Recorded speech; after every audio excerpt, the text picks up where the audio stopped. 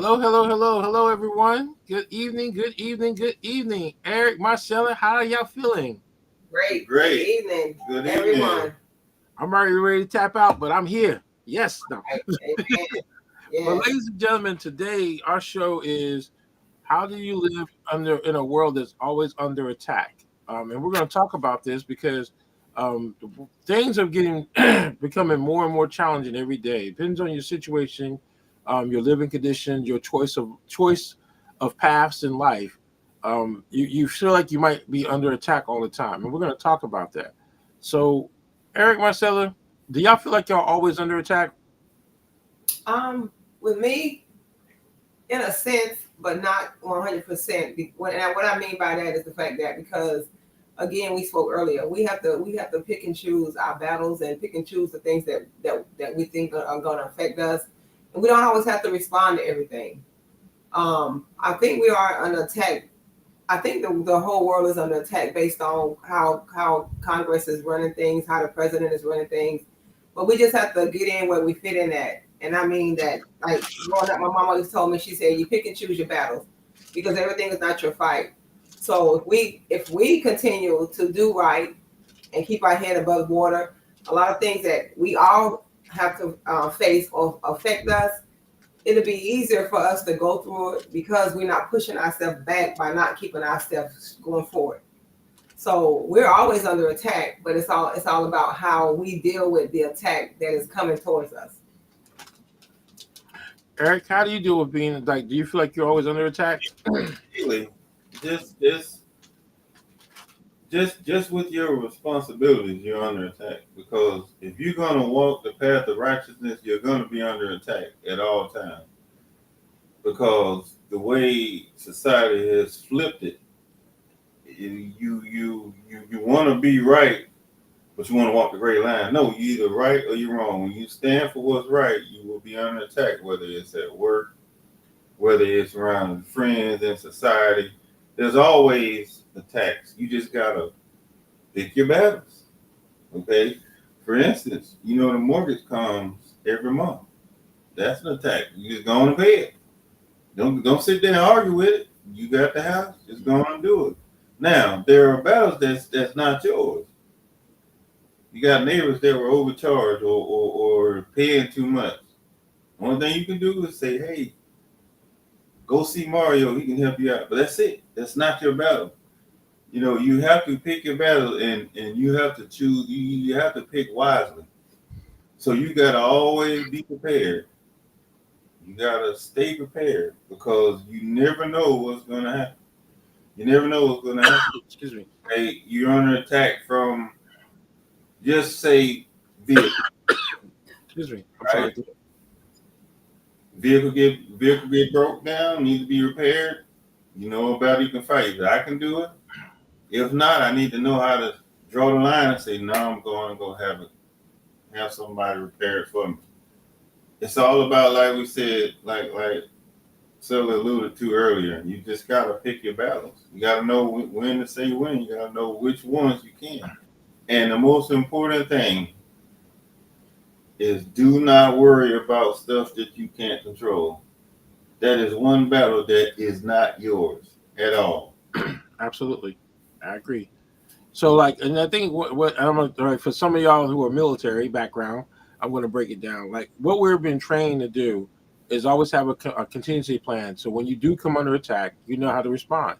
And I think that's what we have to do in today in our society is once we identify there's a threat, we have to understand what is it that we're going to do. If, for example, if you know that you work a job and you require every hour you get has an impact on your lifestyle, then you have to do what's necessary to make sure you get every single hour you can. A lot of people we have a lot of people that work hourly wages, and when you're working hourly wages, you're almost like living paycheck to paycheck. So how are you going to make it if you don't start to put together a contingency plan to be prepared for the unexpected? I know some of the families and some of the people that I've been talking to or working with is just that's one thing. If you right now If one of y'all were to be put up in the hospital for 45 days, would that have an impact on your income? No. No, because our income is pretty much fixed because we're retired, living a retired life, military retirement disability. But you take one of these young people, young individuals that just getting started in the world, and they get put in the hospital for 45 days, they will most likely lose it. So those are things that we have to understand. That when we say come under attack, there's more so things that are unexpected, things that deal with you directly. Now, like you said earlier, though, Eric, is you can't fight battle. You can't fight stuff that you have no, you can't change the impact. You can't control the outcome. If you can't control the outcome, then you don't need to stress or worry about it. So, how do people choose what battles to fight and what battles to walk away from? What would be like from all the things that you experience in life? What would be your recommendation? You got to know yourself. You got to know your strength. You got to know your weaknesses. And above all else, you got to love yourself, because if you love yourself, then you're more apt to know what you can and cannot do, what you will and will not do. And that makes it easier to know, okay, well, nah, I'm not going to fight that battle. That ain't got nothing to do with me. Or, yeah, I can do this much. And then, because also part of it too, when you pick a battle, you got to know when to tap out, or you got to know whether to move forward with the battle or stop right there, because sometimes proceeding can be just as worse than tapping out. You got to know your limit. You got to know the cutting point. You got stopping off point. You got to know all that. And it starts with loving yourself, knowing your strength, knowing your weaknesses, and being one with them, and knowing, okay, well, I can only fight this much. I did my best. I got to walk away. I'm done. Also, too, all battles come with consequences, Mm-hmm. whether they're good or bad. So before you even choose that battle to fight, or even know that the battle is coming towards you, you can look ahead and you can know what's going to be kind of somewhat be the end result of it. And so that's why whenever it comes to choosing battles and stuff like that, when you have lived life every day and you're a certain age, no matter how old you can be, 21, 30, 40, 45, 50, you already know what's going to come with any battle that you fight. So preparing yourself is continually, again, picking and choosing which battle you're going to fight. Putting yourself in a situation to where if anything happens to where you won't fall short. You also have to be around the right people. You have to be around like people, and you have to continue to be responsible and accountable.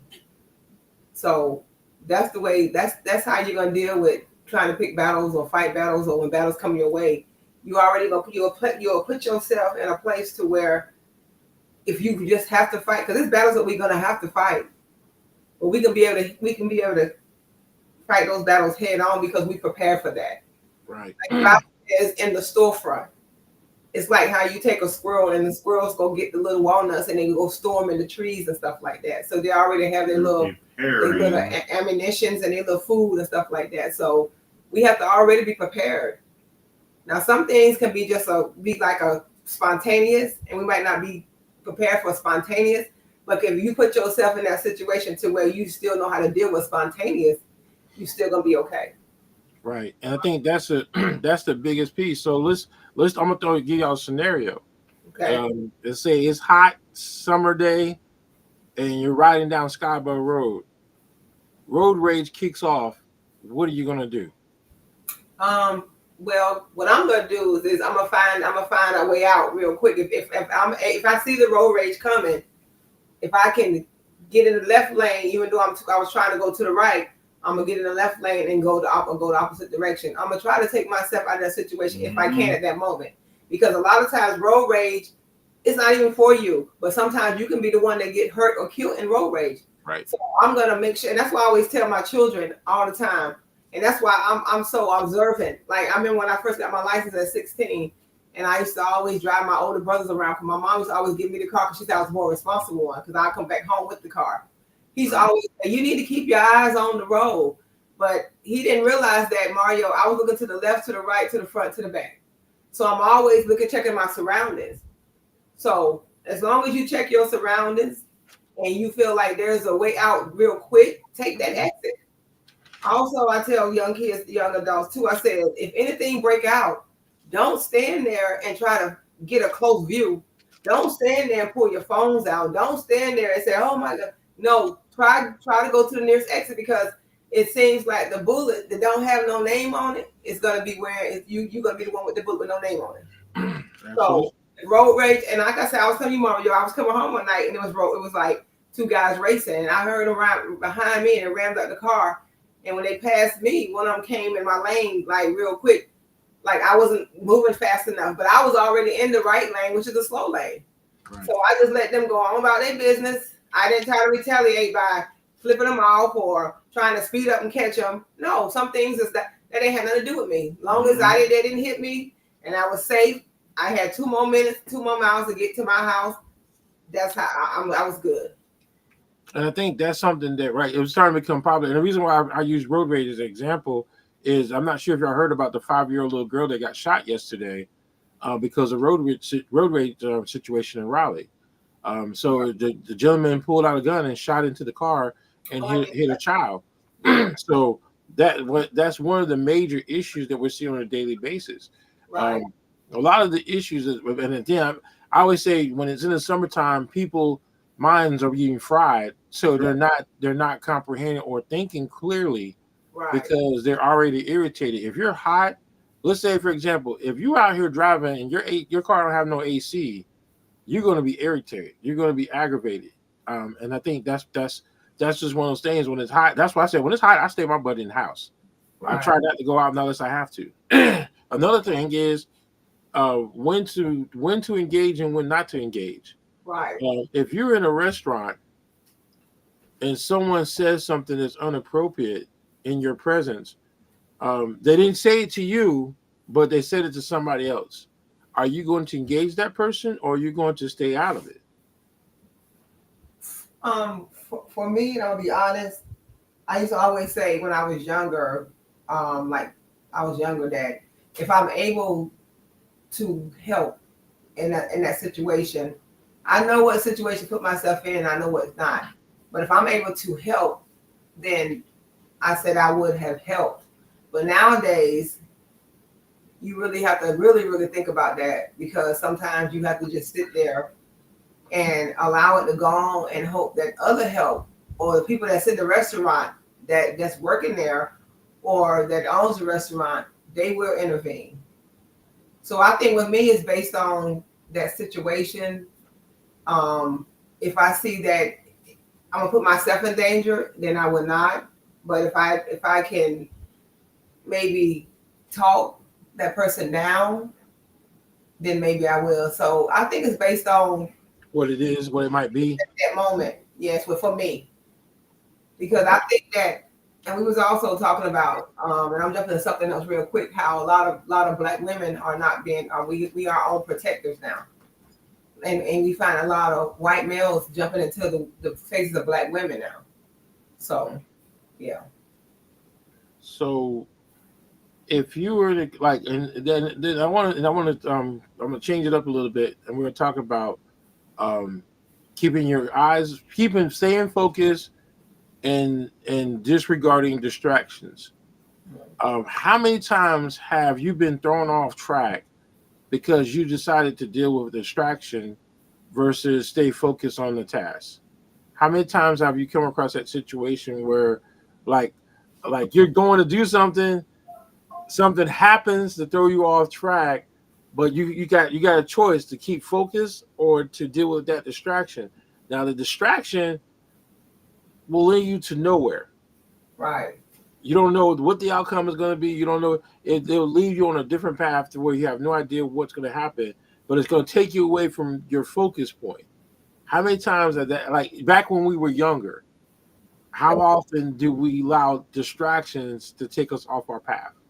I think often, because of the fact that when we was younger, even though crime wasn't as like spontaneous, like crime wasn't as bad. I mean, crime was there, but back then when we was younger, we was kind of able to kind of like intervene in a way to where we knew we weren't going to get hurt per se at that moment.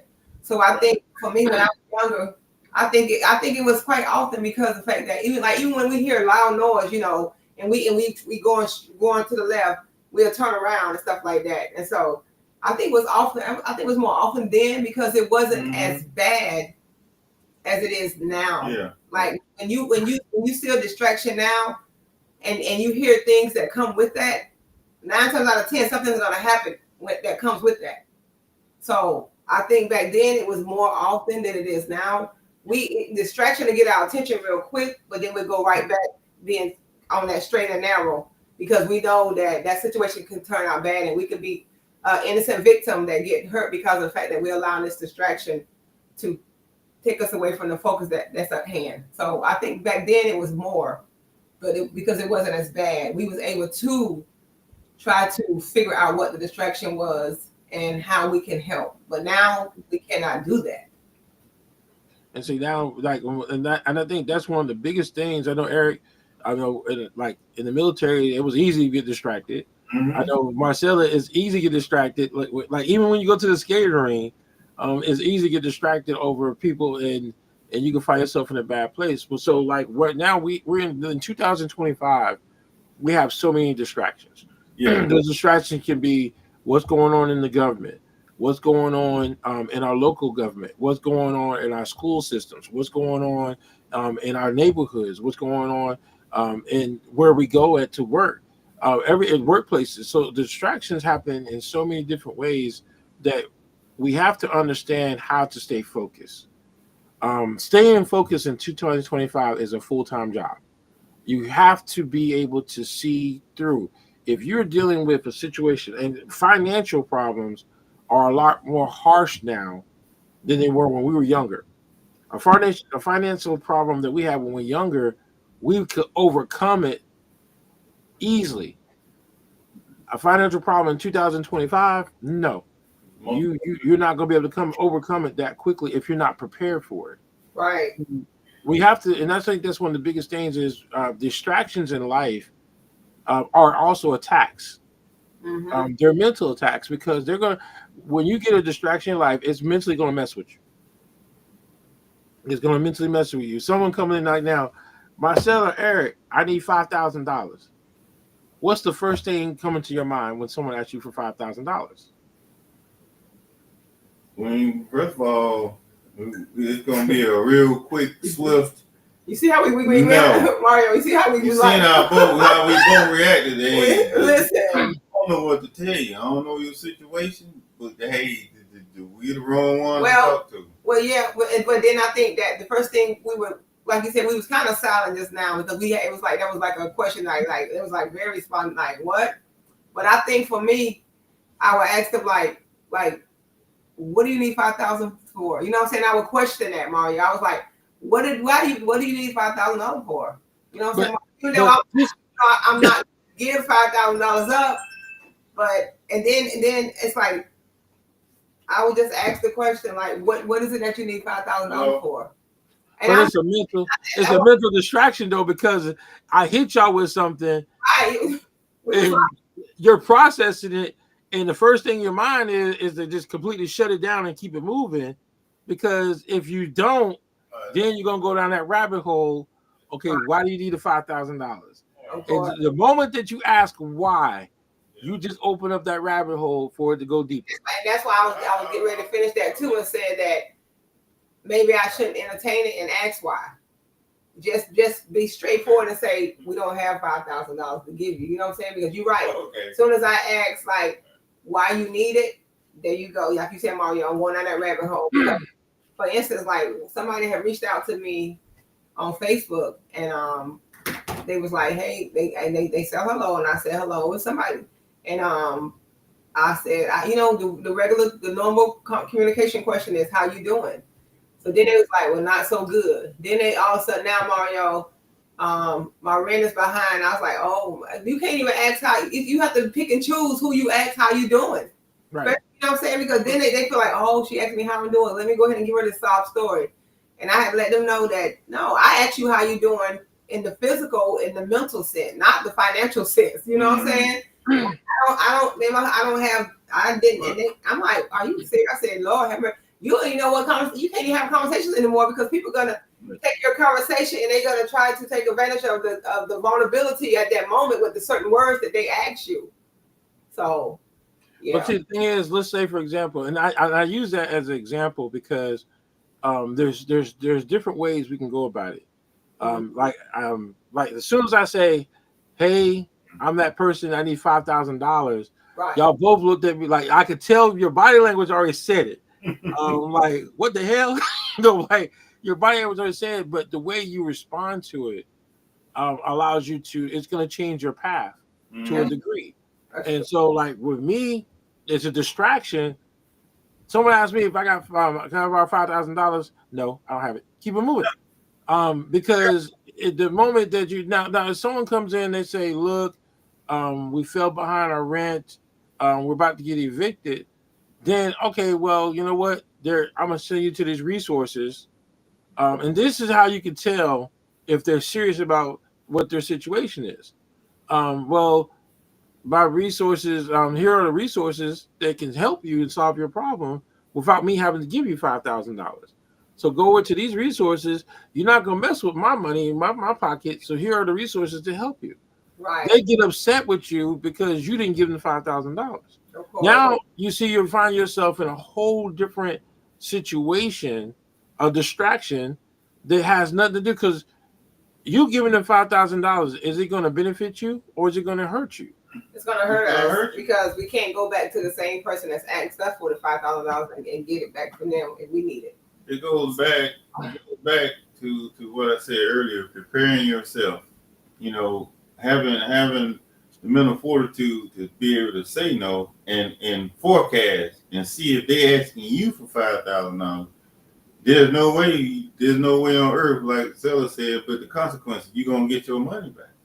Even if they say well, I'll give it back to you, that's another thing you got to figure out. Because people will say that I give it back to you, but why you need so much? Okay, if you're gonna give it back to me, why don't you have it now? See, everybody has choices. You can't go out there and be all willy-nilly with your money. You gotta have something. Right. And Mario said too that I thought about. I mean, I thought about it real quick when he said, "I don't have it." You know what I'm saying? Just go ahead and shut that down real quick. So that way, like you said, because if we entertain it, and that makes sense. If we entertain it, it's like they feel like there's a chance. You understand, Mario? Right. You already played your cards. Right. So there's a possibility. Chance to get $5,000 out of us. So, like you said, Mario, you're right. Just go ahead and shut it down. I'm good. We got it. But that's one of the things that in 2025 we have to understand what to do in situations like that. If you know that you don't have it, why would you even entertain it? Yes, that is something depends on the situation. So let's change the scenario up and let's add on some additional things.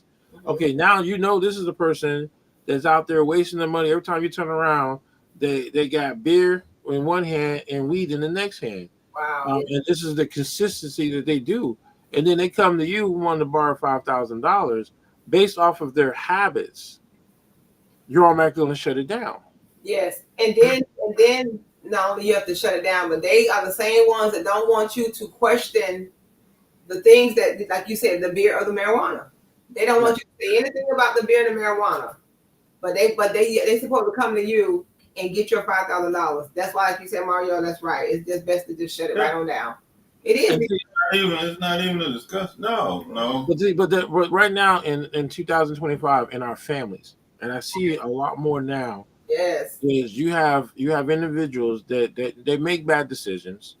And again, everybody makes a bad decision. Not everybody's innocent when it comes to that. Everyone makes a bad decision, but just because you made bad decisions doesn't mean I'm gonna make bad decisions. Of course. And of course, like in most situations now, we're consistently being attacked by our family because we have some family members that don't want to do right. Yeah. And every family, I don't care who you are, everyone has one person in their family. Or two or three. That they might have two or three that don't want to do the right thing. And the thing is that you've helped them so many times over the years to where you already know the course of the path that's going to be taken. So what we have to learn how to do is we have to learn how to again be selfish. We are not. Most of us are not selfish people, No. but after we live a life for a long period of time, we become selfish. Yep. Right.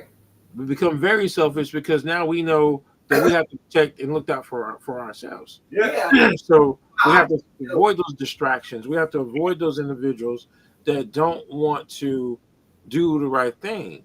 And so because like and the reason why I bring that up is that most of the time people is like when we're out here we're helping different people. A lot of people don't understand because they have family members that have done them wrong in so many different ways, and these are the same ones that they need help with. So we have to take time out to now. It's not again. We're not going to get caught up in the weed. Now it's important to know. It's good, always good to know the history and things of that nature, but we can't get caught up in the weeds. And so, let's say, for example, Marcel, Eric, y'all are looking to buy a car, and this person comes up and decides to say, "Hey, well, what's the famous word I always like to say? Like, hey, um, do you think you can buy me a car?" Now, you already know their situation, you know what they're capable of, but they want you to buy them a car. Now, deep in the backside, you already have plans to buy a car for yourselves, but someone wants to come up and say, "Hey, can you buy me a car?" And the first thing you're gonna look at, first of all, if it ain't one of your children or your grandchildren, it's automatically gonna be a no, anyways. Yep. Right. So that's a guarantee. So what we have to learn how to do is, if we know for a fact, let's say this is your cousin. Let's say cousin Junebug. Cousin Junebug comes up and say, "Hey, I need for y'all to pay for this car. I know y'all got it because y'all live in a big house. The car is $50,000. Can you buy it for me?" Yeah. What are you gonna say? No. Hell no. No answer. Because what you have to do is you gotta stop. What you have to do is stop entertaining. So Right. don't ask why do you need this car. Don't even do that. Just say no and be done because that's what they're waiting on. They're feeding you this, so you say this, so they can go to that. And then you got a once upon a midnight clear, and this and that. Just say no. You won't get to the bedtime story. And I think too, and this is true too, as Black people though, we have a comedic side of us too. Like Black people, we're so forgiving, we're so apologetic a lot of times, and sometimes sometimes it's a human thing because, like he just said, it's like no, but then the comedy side of us will be like, you lost your everlasting mind, like buy your car, like you know what I'm saying. Even though we're gonna go straight to the like, nah, I'm not gonna buy you. I'm gonna entertain you for a minute after I said no, I'm not gonna buy you no car. Because I realized too, like you said, Mario, 2025 and with family and stuff like that, they want to take what little bit of money that they have for their wants, and they want our money for their needs. You understand what I'm saying? So my mom always raised me. She said that, she said you never can give to someone that can't add to you, And then she taught me things where she said, and then you don't allow no one to drive your vehicle that has to get you to and fro. So it's a lot of different things my mom told me. So that's how I live my life. You know what I'm saying? It's not that I ain't never helped nobody financially, whatever the case may be. But it's like every day we wake up and the world that we living in now, 2025, we have to start making this very different decisions when it comes to us, when it comes to helping people too as well. Because we're going to be affected, then they're going to be affected because they're taking our resources, and we know. And this is what I do, Mario, Eric. I'm serious. And it's not a judgment thing, but I look at the individual where they at. I look at where they at that moment, their history, all that. And I'm not saying that I won't ever give somebody maybe a $20, $25, something like that, Mario. But it's not going to be. I don't make it be habits for people. You one and done with me when it comes to like certain things. It's like you're one and done. Especially when I see that you're continuously making the same type of mistakes when it comes to your habits. Like your habits that you can afford, but you can't afford the necessities of life. You understand what I'm saying? So no. Mm-mm. And so now that brings me to my next one. Is okay. So let's say, for example, here it is. You're in a situation where you are well, let's see. What's probably the best way to put it?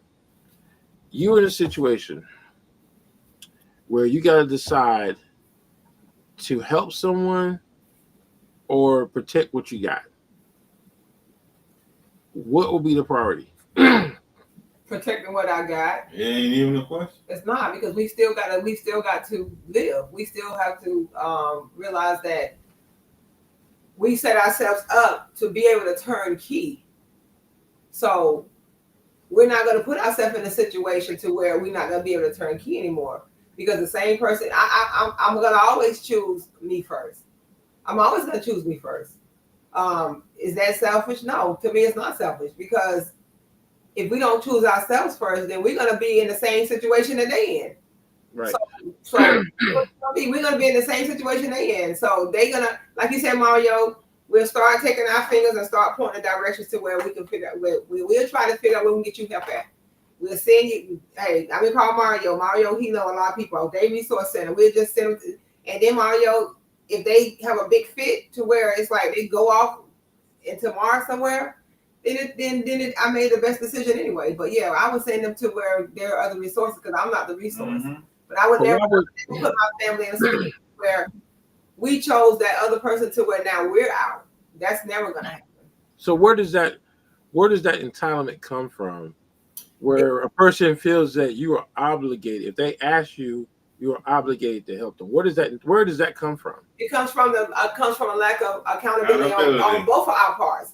Meaning that they wasn't accountable, and then we didn't hold them accountable to be accountable. So entitlement comes in whenever they can always come to the same people or anybody, and they always gave. That's where it comes from. It comes from that. Even though we know how this person is when it comes to their money and their finances or whatever the case may be, they might not even make a whole lot of money, Mario. But like Eric said a long time ago, he said years ago, if money comes through your hand, you can save some money. If it comes through your hand, we know what everybody that's living this life that pays rent or have a mortgage, Mario, or pays bills. We know what comes every month. We know what we have financially coming in. So we know what we have to do. So if you have, let's just say let's just say somebody make $3,000 a month, but they moved into an apartment that's based on income. The rent is only like $800, right, Mario? But you get $3,000 a month. You know every month that that $3,000 have to be spread out within that whole month. So if you go and spend past that $3,000, that's on you, because you already know what's coming in. Right. You already know what's going out. So we're never going to put ourselves in a situation to where we're going to give and it's going to put us out. So like, in other words, like now in today's society, 2025, we are preparing our contingency plan for every attack that comes at us, that we're well prepared. Right. But let's say, for example, we have people that don't prepare. Like most of the time, it's always our youth that are technically hard-headed, stubborn, that don't want to prepare for a worst-case scenario. So when those moments happen, then what are we going to do? What's going to happen? What's going to take place? And I think that is the lessons that we have to teach. Is we're always, and I want people to understand this, we're always under attack. Right. But we got to know how to prepare, how to have a contingency plan. And sometimes we have to disregard some of those tasks. Like right now, the bill that technically the big whatever bill, the big bad bill, whatever it's calling it, if that bill gets passed, it's going to affect a lot of people that we know. Mm-hmm. Right. It ain't going to affect us directly, but it's going to affect a lot of people that we know. Yeah. Right. So with us, it's kind of like an indirect hit, because it's not going to hit us directly, but it's going to hit around us, because people we know, they're going to take a direct hit to it. We can't change the way we are living because they're not preparing for it. Mm-hmm. Right. Because let's say if it's been, this thing has been talked about for how many months now? For a long time. I mean, ever since the orange guy got put in president, it's pretty much that whole thing is he wants to destroy any type of social program that's benefiting people in general. So if you're not paying attention, and again, that's one of those things to where we're always under attack. That we're always under attack by our government. We're always under attack because anytime someone has something to where they're forcing you to do something that you don't want to do, who wants to pay taxes? Nobody wants to pay taxes. No one wants to put up with the stuff that goes on. Nobody wants to deal with road rage every day. Nobody wants to deal with the fact that every time we turn around, there's something bad is happening in Fayetteville. So it's like we're always under attack, but we have to understand how to pretty much. I ain't gonna say attack back because that's not the best. In some cases, that's not the best thing to do. But what we're looking at is what is your battle plan on rules of engagement. If someone comes into your yard and does something to your yard, what are you going to do? Well, first of all, there will be conversations with warning. Like, back up, you know what I'm saying, Mario? There will be Right. conversations with first. Mm-hmm. And then based on what it is that they do to where it's going to be detrimental to our family, then we just have to protect ourselves. You know, it's like we know at that moment, I think most times how we're going to react. But we still have to make sure in the back of our minds that we react in the right way. But when it comes to life or death, protecting you, your family, or them, it's gonna be us. One, Right. only one. There's only Right. one. They're just like if someone was to come in and was trying to break into your garage to steal something out of your garage. And so to me, it's like that's a severe attack. Right. Because anytime you come into something that I worked hard for, Right. and you're trying to take it away from me, and I don't understand how some people don't understand like what they do is so wrong. But if you're gonna come in my area, steal something that I worked hard for, do you think you honestly deserve to live? Right. Right. And they I mean, I say that I say that because I don't know what your intentions are. that's true. Because you already came on my property and without, you know what I'm saying, you came on my property as if though you was able to do that. So that's already a threat. So to me, a lot of these individuals don't comprehend that threat, that attack.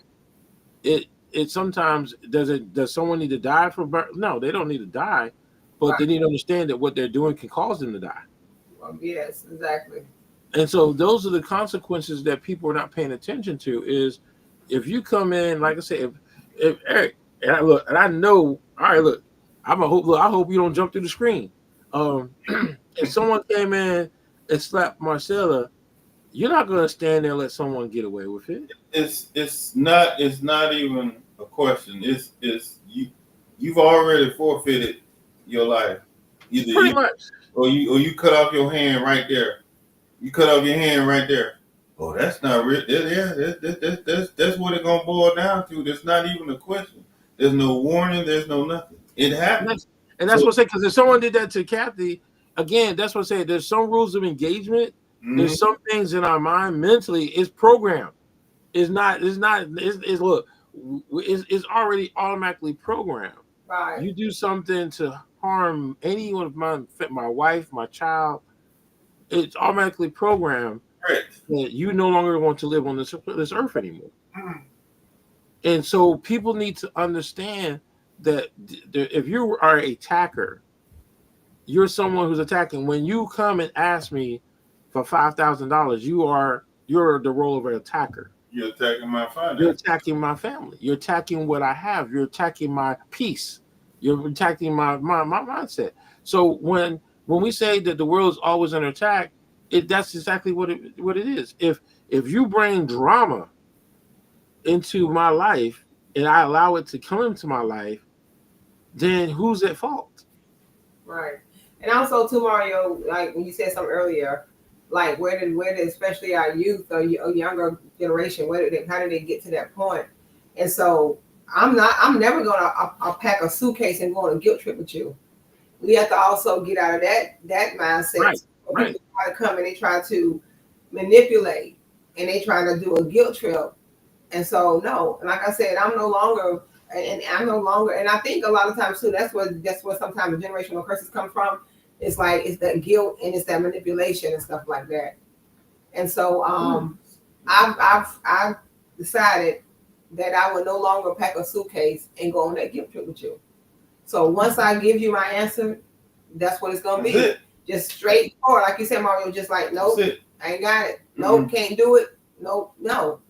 Because once you open up that Pandora box, then it is what it is. Like you said, even if we, like you said, Mario, and it made me just think real quick. Even if I entertain it by saying, well, what did I shouldn't even, like you said, don't even ask them what you need it for. No, Just tell them that. Right.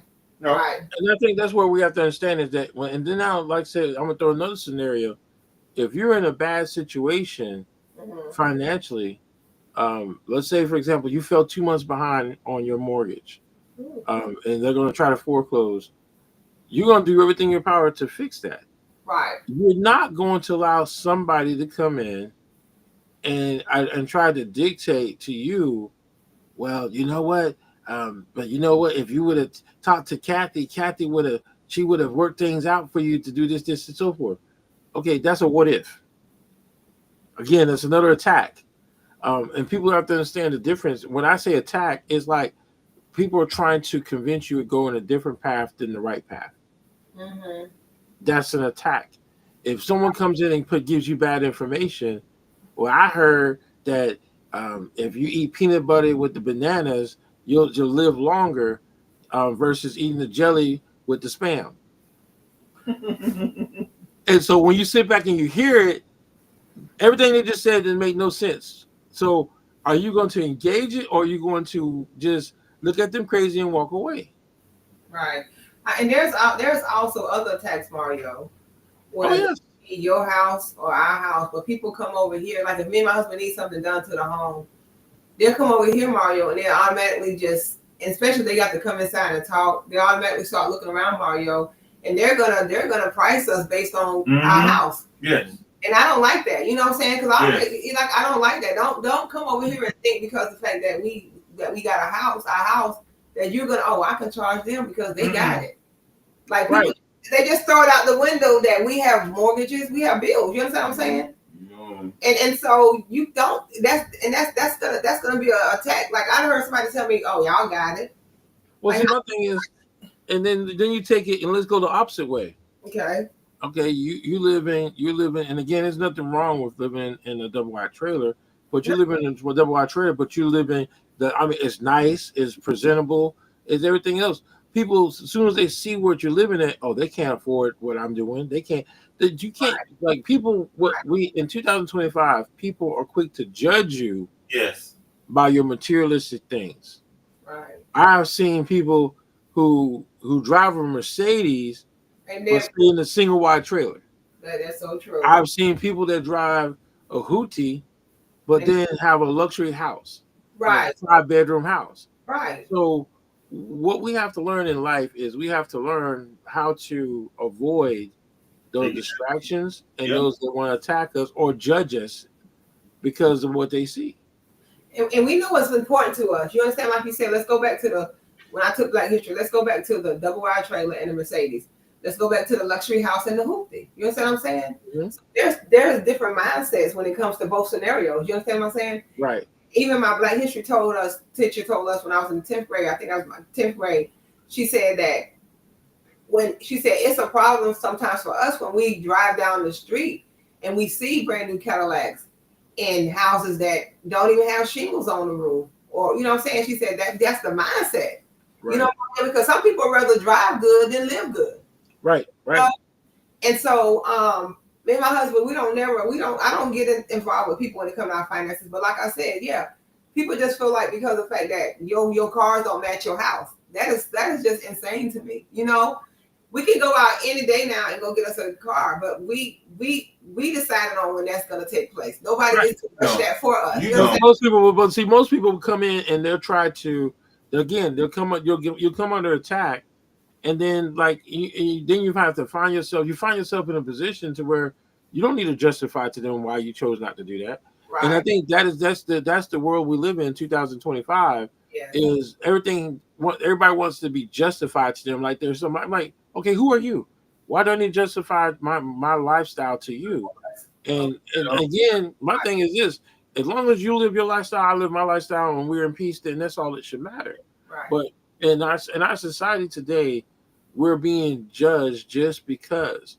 And I tell people all the time, like just because I had a conversation with someone before. Just because somebody is unsheltered homeless doesn't mean they don't have an education. Of course, or they're a bad person. They're human, just like you. Or they have a drug addiction or anything. But what people like to do is they like to prejudge. And like I sat down yesterday and had a conversation, and I saw, and I'm like, you can't prejudge because most of the stuff that's going on. Like if your house burned down today, where you gonna go live at? A hotel, probably. Either a hotel or my daughter's house. So just because you live in a motel doesn't mean that does that mean? Yeah. So that's why I said people want to judge just because of what they see, and that's one issue. Now let's say, for example, I said, Eric Marcella, I need for you to go straight down Skybow and stop at Walmart and get your $5 million. Are you going to allow anything to distract you from getting your $5 million? Nah, child, we're gonna hope them lights stay green throughout the whole time we driving. Yep. Because the focus point is to get to that $5 million. And Go ahead. And can I add to something too? When you said like with our house burned down, then we really have like a couple of options, but we set ourselves up to that because and as well as we know, you have to have insurance on your home anyway. Right. Our house burned down, of course we have insurance. Insurance is going to kick in eventually, but we set ourselves up to the fact that where if my daughter didn't even live here, because we know we can go to her house, we have the opportunity and the finances to go stay in a hotel until our insurance company comes in. But some people don't have that option because they have not set themselves up for that, Mario. You know what I'm saying? Or you surround yourself with like-minded people. You can stay with certain people until, you ain't got to go to that hotel. You can come here, home cook meals, stay here, do that, because they know Mario and Kathy know our situation. Our house burned down. So we need somewhere to stay. We can't go to the hardest because they already said nobody's. I want to say because my thing is this: we have to put boundaries in place. Yeah. When Eric said it, I said, "Oh no, you can't come stay." See, on the flip side, we're not mad about that because we know that already. That's why I said, right. On the flip side, we're the type of people who go to the hotel. But we will go to the hotel. We don't want to live with nobody. Right. We don't want to be a burden on nobody. We don't want. So we will go to the hotel. But that's a good point to bring out. Like some people have a standard of how to keep the peace. Of course. And so like with me, again, like I said, with my situation with me, I have when growing up, we had to go stay in different people's houses, and it's the worstest feeling in the world. Yes. Right. Is to have to sleep on somebody else's couch, someone else's bed, and then they talking trash to you the whole time as a child. And they like they don't really want you there, but they're gonna help. And I hate that feeling. So me, I'm like, I would never want someone to feel that way. So no, you can't come live with me, because that's how I'm going to feel towards you. Is why you gotta sleep on my couch. I'm not even going to let that's not going to be a situation because have that rapport with each other to know that anyway. So we would first of all, we ain't gonna have to feel that way because we would never come ask you and Kathy because it's already understood. That nobody, even though you probably Mario, you'll probably give us maybe $100 quicker than you would let us come sleep on your couch. You understand what I'm saying? Right. And I understand that. So, but being my husband, and I think it's a Scorpio thing too. I don't like to be a burden on people, and I don't. And we can tell when somebody really they'll welcome you in, but then it's like they really don't want you there. You know what I'm saying? Because right. Start showing that So what me and my husband do, like I said, it's two options we'll have. We'll either can go stay with my daughter, but I don't even want to put her and her family out. You understand what I'm saying, Mario? So we'll go stay in a hotel because I know that our insurance will kick in real soon to where they're gonna, start paying for us, or we're gonna have to get our house built, whatever the case may be. But we set ourselves up to where we can go to a hotel because I don't want to be. Even if my friends say y'all come here, I don't want to be a burden on nobody. I just don't because then at the end of the day, even though we're gonna turn a key in the hotel. That's our peace, Mario. Right. And I think that's what people have to understand is that when the world is attacking you, what's the thing that keeps your peace? What's the thing that like you can go somewhere and everybody's a safe haven Mhm. to where the world is always attacking. When you come into your home, that's just so for me, that's my safe haven. Yeah. The moment I have to invite somebody in my home, I'm under attack again because now I have to do certain things. I can't, Yes. I can't look. I can't walk around here in my birthday suit because there's somebody in here. So I mean, it just those are things that people have to understand is that there's in this world we all have to have our little safe haven. You Yeah. do. And in that safe haven, we can't allow people into it because the moment you let someone into your safe haven, you're coming under attack. I Right. don't care what you say, what it's about, you're gonna come under attack. And that's why so many times since you've been our DJ first and then our friend, every time we had an event, we always had it outside of our living quarters. You know what I'm saying? The first event we had it in my backyard, which was fine. Nobody was in and out my home. Right. Second one we had that was at one of our homes was here in 2018. We had a house built in the garage. But Right. everywhere else, we always been, because this is our safe space. You know what I'm saying? Right. And so that's why I say you have to really know how to remove yourself when it comes to having a safe place and your peace. So therefore, like if I can be somewhere and it can be to the point to where I have the option to go home if I feel like now my peace has been interrupted. Some people don't have no way to turn key. Like even here in the house, when we need our own space, it's enough space in here for him to be in his space and me to be in my space. Because even though we love our spouse and stuff like that, Kathy needs her time. You need your time. We are individuals that need individuality time. We have to have that. But we have those safe spaces, even inside our own homes with our husbands and our wives. We still have a safe space. We still have a peace corner. We do. So we would rather, like I said, Mario, we would rather. Sometimes like, well, I'm gonna save money. I ain't gonna spend all money in the hotel. No, I'm gonna spend money in the hotel because, like I said, we can't walk around how we want to walk around. We can't watch what we want to watch on TV. In a hotel, it's not ours, but it's ours until we can get where we need to be. Yeah. And but see, that's one of the things that people have to understand too is you have people that don't have a safe haven. Right. And those are the ones that like if you don't have a mental break every day, everyone deserves a mental break. Mm-hmm. And if you're not able to get a mental break per day, you will go crazy. Right.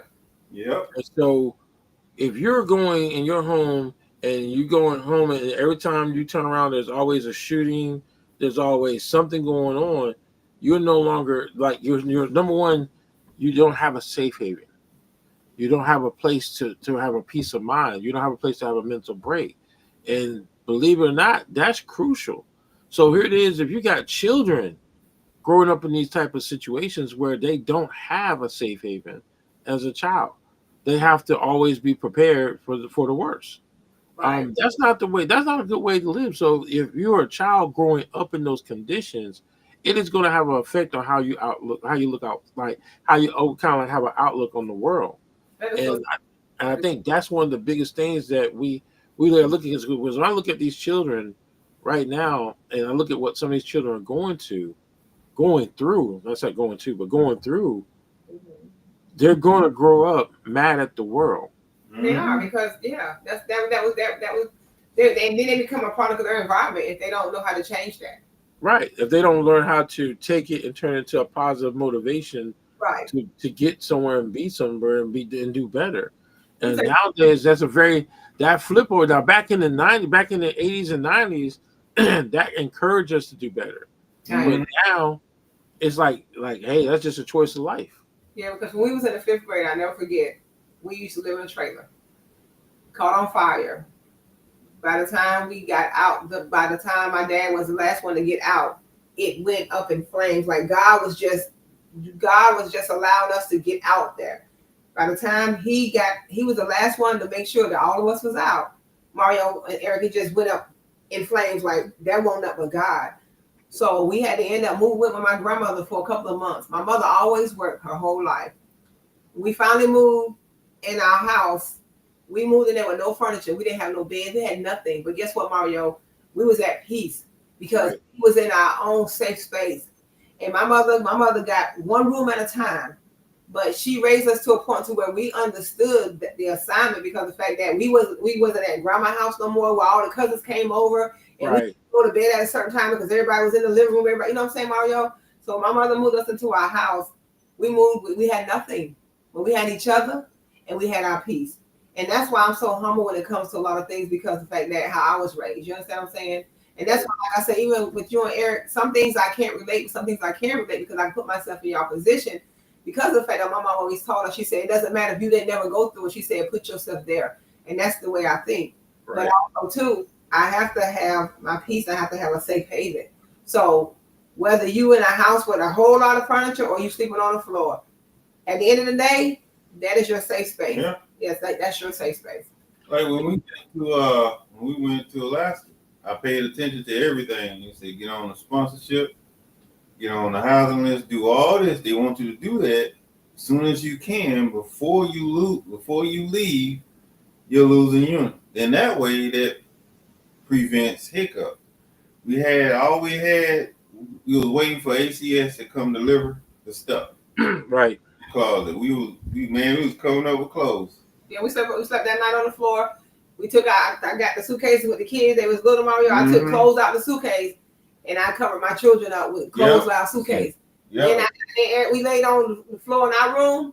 We had to cover up with clothes. We didn't have no blanket. We had nothing, Mario. But but the next day we was able to go to ACS and we got everything. We was able to go to the commissary, the groceries, everything. But we was one happy family because that's what you do. You gotta go with. This is the point I forgot to make in the beginning. You gotta go with peace. My peace is priceless. Once you say my peace is priceless, then everything will fall into place. You'll be able to handle those situations when they come. Right. Because how is this attack going to affect my peace? So I need to do this, this, and this. How is this road rage going to affect my peace? It's going to do this, this, and this. So if you want to have the road, by all means, go right at it. But if you threaten my family or you threaten this one right here, you forfeit, bro. You forfeit life. That's it. I'm not gonna actively engage the road. Right. But if you come there, I'm gonna get you off of me.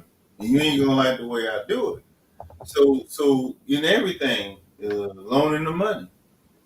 How's this gonna affect my peace? So then I'm not gonna get my money back. So I might as well just say no. We already know we're gonna get our money back or not. We already know that. Like, well, to me, that's one issue I try not to worry about because most of the time if I get someone money, I'm not expecting it back. Right. Because I'd rather just give it because I know my peace of mind.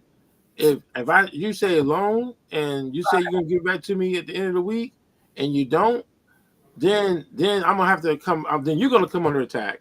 Because and again that anything like that affects your peace of mind, it messes with you to a degree. Yeah. And like I tell people is when you have to fight, if you go out here, let's say for example, you become homeless and you have to fight to get all that back.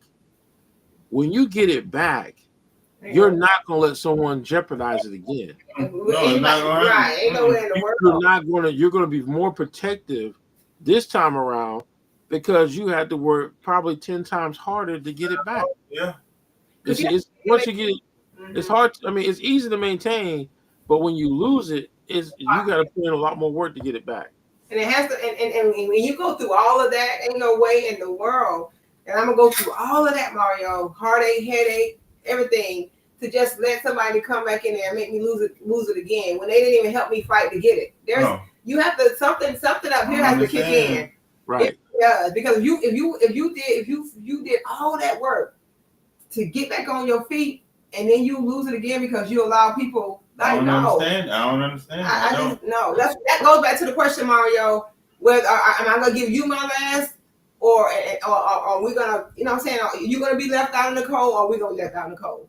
You know what I'm saying? I just have to throw your blanket, Mario. I'm gonna throw your blanket and pillow. You know what I'm just saying? I'm just not, I'm free. I just go to blanket and pillow. You know what I'm saying? Right. Something else I was talking to somebody. I can't remember who it was. It was about professional sports players and them having these sob stories about I made $30 million while I was in. Now I'm working at Trader Joe's, this, that, and the third. I said, see, here's the thing. Here's the thing. Give me 30 million. I'm gonna die for 30 million. They don't have the pieces. I'm serious. They don't have the pieces priceless mantra in them at all, because what do? You treat them like royalty. They're athlete. Okay, they got a chance to go to the NFL, the NBA, the hockey. So you don't. Nobody is stopping and telling them about financial readiness. Right. And it's on the way out. Nobody's telling them about when you're out. They're only telling them about, man, you can get this 4-year, $200 million. But Right. if have not taught, or they're not gonna seek financial readiness because they weren't taught financial readiness. Right. So you're gonna end up poor, broke, and lonely because you let those people come into your life for the wrong reason, and you've seen it, and you let it happen anyway. So you have, that's the reason why I said I don't feel sorry for them. You can't use the excuse I wasn't used to that much money. Well, using what you just said, you weren't used to that much money. Why would you blow through that much money? Right. Same thing applies. So that's another thing. And I think we're coming under attack too, with y'all being in the military. They think that people that in our families, Oh, here it they comes. feel that because y'all are in the military, Mario, they can come to us and borrow We money. got money. We got money. I don't know where they get that Somebody from. told us one time, Mario, we was living in a house, and it was like, "Oh, y'all live for free." I said, "Oh, who told you that?" I said, "They take." The thing is, I think what it is that the military is set up for you to live a stable life. Yeah, It's not that. Don't get me wrong. We're still going to PCS go from place to place, of course. but the military, it stabilizes everything that it touches. So when you do have to move, look at all the money we get paid just to move. Right. That money they give us to move, the dislocation allowance and travel pay, I mean, it makes it to where we don't have to worry about how much the hotel rooms are or anything like that, because we're going to get paid in order to live a certain way. And so military, I would never say that we live a rich life. No. But we live a stable life. We live a stable life. It's stable, and that's 10 times more important than having a rich life, because you know that I know, okay, this is what I'm gonna get. I got this much time, this and that, because the powers that be understand. Right. A soldier traveling with a family, if he got to worry about what he got to pay, then he's not gonna be no good to you when you get to that unit. So if you pay him and let him know that, hey, bro, everything is taken care of. I see you in 60 days when you report to the unit. Take your 30 days, get prepared, get ready. Right. Be ready to execute. But you also got to have that mindset too, even as a soldier, because we know people when we was PCS and that they would take the money that they get part of the money and they go spend it all, Mario. And then the next duty station, Mario, and I'm like, who does that? You know what I'm saying? And I think that's where people have to understand, again, that comes with responsibility to have that much money, because name any other job that you know is going to pay for your move, give you money to take care of you, and then at the same time give you 30 days off. I think is it 30? Is it still 30? I'm not sure if it changed or not, but give you constantly free leave to be able to get situated. Right. Yeah. I keep telling people that, yeah, the military has its downfalls when it comes to deployment, things of that nature, but overall they take care of their people. Yes, they do. Even though we might deal with some knuckleheads and situations, y'all overall, everything they got, y'all earned that. What job can you go to? I've already did the research. What job can you go to where your boss, or you might just say your commander, can give you 10 free days that won't count against you? 10 days for Mr. TY. Hey, go find you somewhere to stay. Right. Hey, go get married. Hey, do this. Hey, do that. And it's free of charge only because he signed the paperwork to give it to you. It ain't going to count against you. No job is doing that. Right. Job offers the benefits that they did upon retirement. No job does that. I mean, just like when a woman is pregnant and she has her baby, I mean, it's like everything that goes on, it's like it's a stable living condition. So in the military side of things, no matter what people may say about our lifestyle back in the day, is we were able to live a good lifestyle Yes. because you're not going to get that. And then after you put in your time, then you're paid for the rest of your life to enjoy life. So it's kind of like one of those things to where, again, for us to come under attack, a lot of stuff now can't harm us because we took time to put up a safe haven for our families. And that's why I say it's important that I don't care if you're military, not military, whatever it is you do, it is important that your home should become your safe haven. Right. I don't care what kind of home it is, it should be your safe haven to where you should be able to have peace. Right. And that is something that in 2025, you don't see a lot of that because you see a person always mad. Why are you mad? Well, I got into it with my kids, or I had to beat little Jimmy. You know, whatever it is like when you're not able to have peace in your mind. Because like when you have to discipline, let's say you're like the children or grandchildren or a child that comes into your home, a child coming to your home and then starts running all over the place and touching this and touching that. I can't. I already know what's gonna happen is Marcel's gonna be on CNN. Where she said she don't put her foot in somebody's butt because a little kid run around want to touch stuff. Listen, Hey. my house is not my house. Hey. My house is not too good for nobody, but my house is not childproof. I ain't moving nothing. My mama did not. I ain't moving a crystal. I ain't moving none of that, Mario. So my thing is this: like I said, certain people welcome. I don't bring all the spirits up in here. You understand what I'm saying? Right. Care for that too. You can't invite everybody to your house. I don't care if it's your family. You just can't.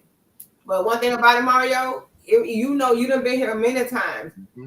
My house is my house. I have things the way I want it, so I don't have to move. I'm not gonna do none of that. I'm not. You got to move that because he like touching stuff. Oh, well, I will put like him I tell out. you, whenever like I said, when my son first came down, he brought his son's mom. Little girl came with her when she first walked to the front door. You know, my ceilings are way up there, so Mario, she does like this, and I'm like, "What you about to do?" She said, "A cartwheel." I said, "You done lost your mind. You not gonna do no cartwheel in mine." My son said, "I took my mama." I said, "What?" Damn. Mario, she was getting ready to do a whole. I've never met this little girl a day in my life, and she looked up and saw them tall ceilings and all that space. She's like, and so her mom was like, "Oh, she's in gymnastics." I said, "Well, this ain't the gym, sweetie." My son said, "I'll tell you, my mama gonna get you." I said, "How dare?" Mario, I couldn't help my wife, Mario. I was down there. Man, but it's just a safe haven. That's why I said that in this world we live in. My stuff. Nope. Man, I was done. I said she called her mid-flight. I was done.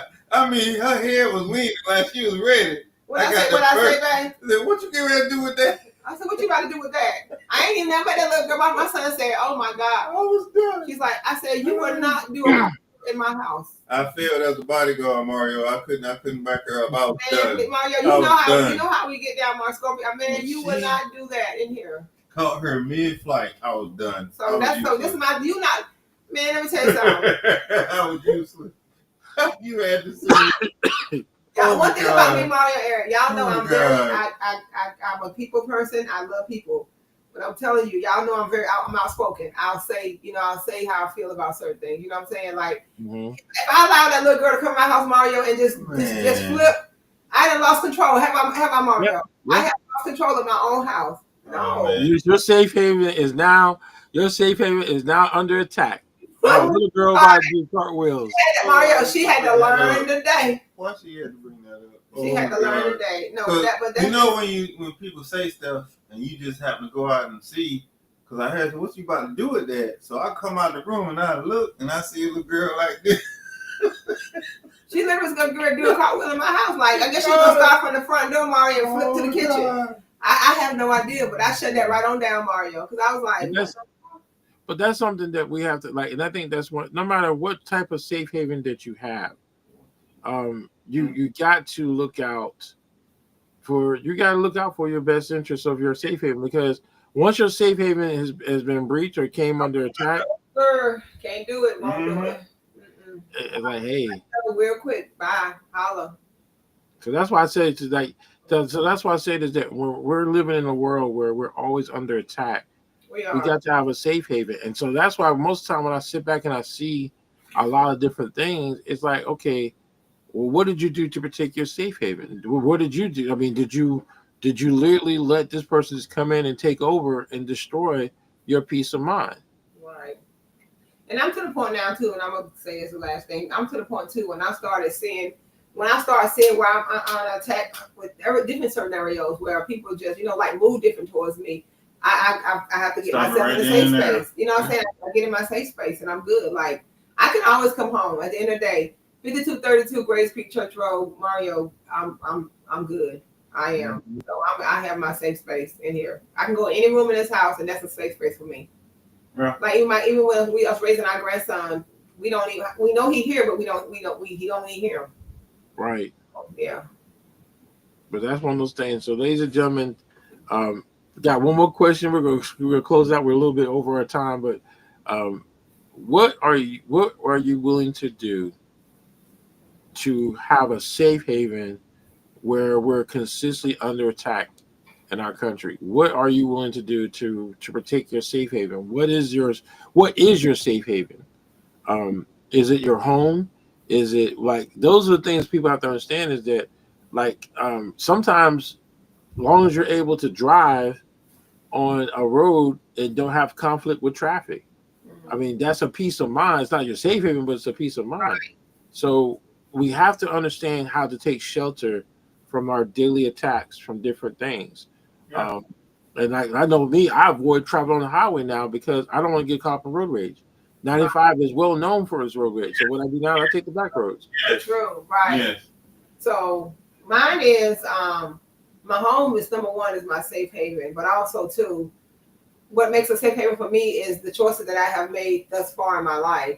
And so by me making good choices in my life, then I know how to deal with certain situations and stuff like that. And see, once I get myself out of that situation to where I can come to my home, then that's my safe haven for me. If I don't have to be out there like I used to be, then I don't. Because like I had to go to I was in Lumberton about 2 weeks ago, and it took me all the way through the back roads, and that was, oh my God, I love that.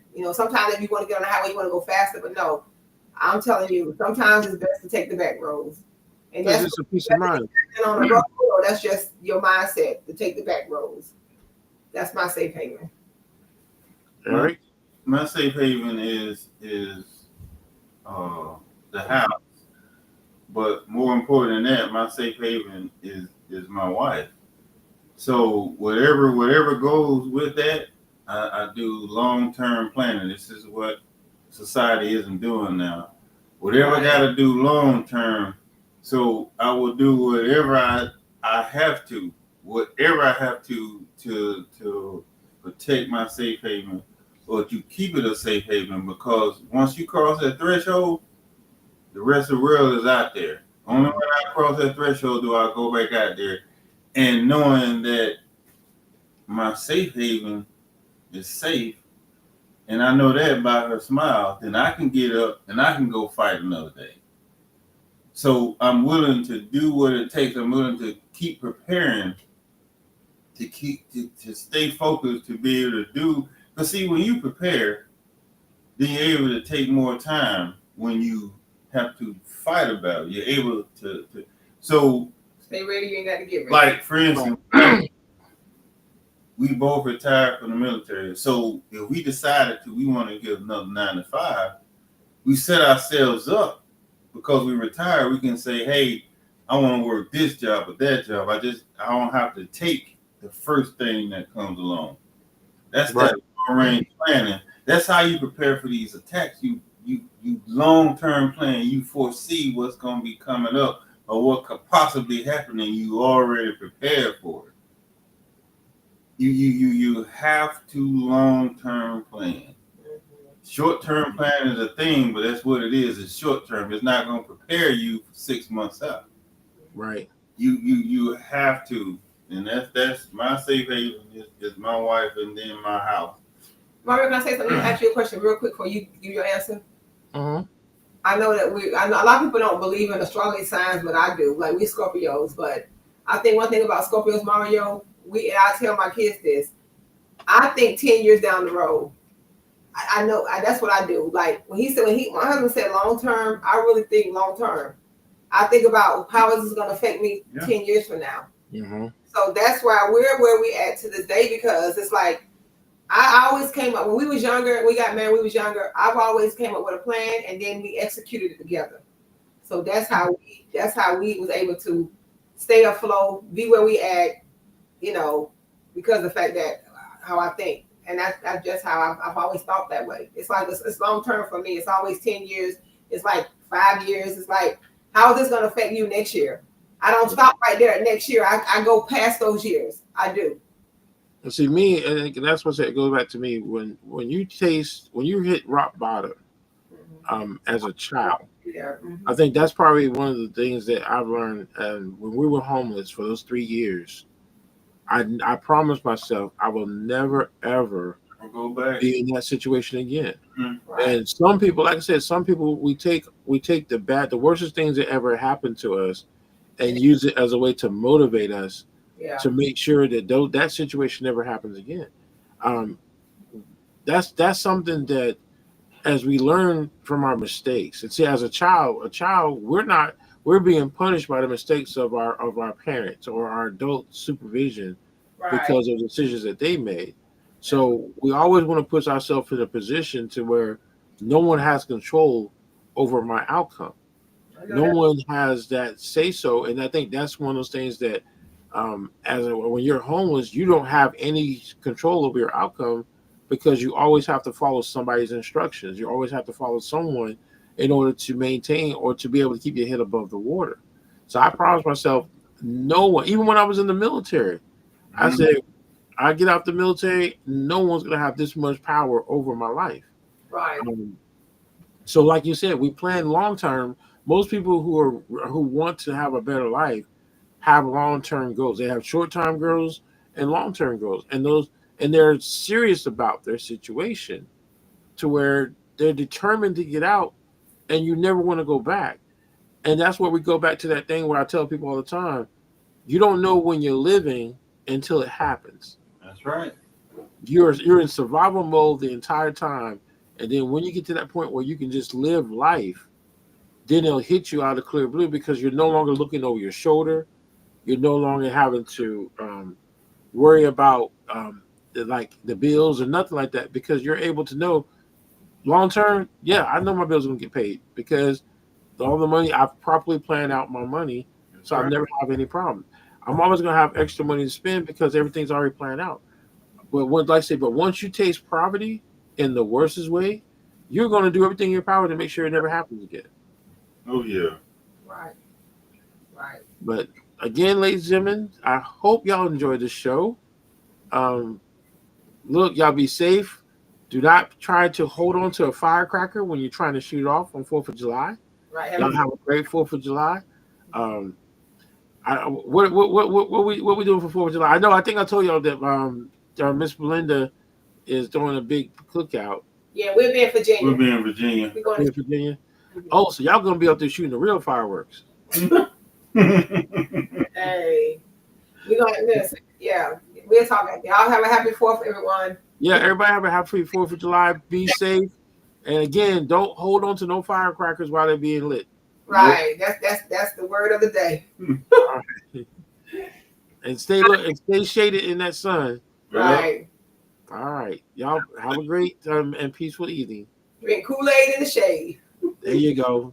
Look, dang, that Kool-Aid sounds good right now too. Yo. Right. Yes.